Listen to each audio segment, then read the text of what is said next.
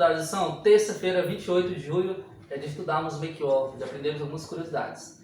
Esta semana estamos aprendendo sobre humildade, sobre coragem, sobre sua fé.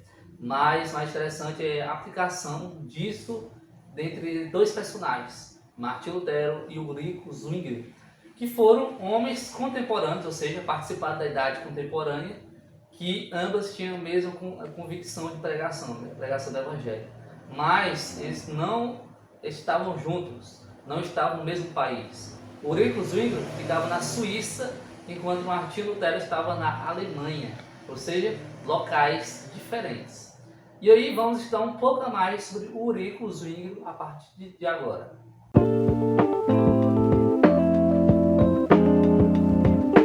Ulrico Zwingli, pregador em Suíça, no país da Suíça. Então, Zwingli, ele começou seu ministério pregando o Evangelho. Gostava muito de falar sobre Jesus, sobre seus milagres, sobre seus ensinamentos.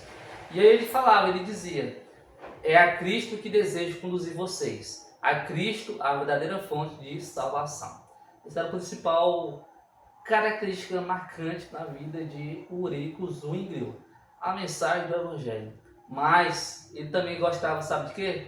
De música e tocava muitos instrumentos. Você gostava de cantar, de entoar hinos, muitas músicas e tocar muitos instrumentos, como violino, harpa, flauta transversal, cítara e corneta.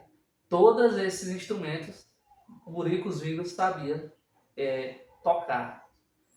Ele sabia muito bem sobre isso, né? Inclusive, ele ficou reconhecido como o evangélico tocador de alaúde e pífano. Foi muito reconhecido pela Igreja Católica e por todos, né? E falando da Igreja de Roma, a Igreja Católica, como Ulrico Zwingli ia contra a Igreja Católica sobre seus princípios, sobre suas vendas de indulgência, sobre seus falsos ensinos, sobre suas heresias, a Igreja Católica, a Igreja Romana não ia deixar barato. O que aconteceu? Preparou um debate com a intenção de prendê-lo e matá-lo. Inclusive, se você for dar um salto temporal e for pesquisar sobre a morte de Ulrico Zwingli, você vai ver que ele morreu com uma pedra na cabeça, assim como morreu Golias às mãos de Davi. E depois que recebeu a pedra na cabeça, ele foi atravessado pelo lança. E isso tudo ocorreu no meio de uma guerra, né, que estava correndo entre a Igreja Católica e os protestantes. E aí, Ulrico Zwingli teve essa morte fatal por estar no caminho correto e do lado correto, no lado certo. Mas foi um grande homem, muito importante, junto com Martin Lutero, para a pregação do Evangelho e para a reforma protestante.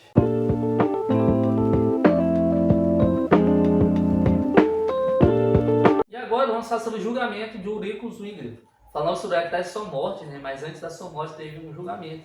O que eu tinha falado, né? Que ia contra os princípios, e então ele foi julgado para ser preso e morto.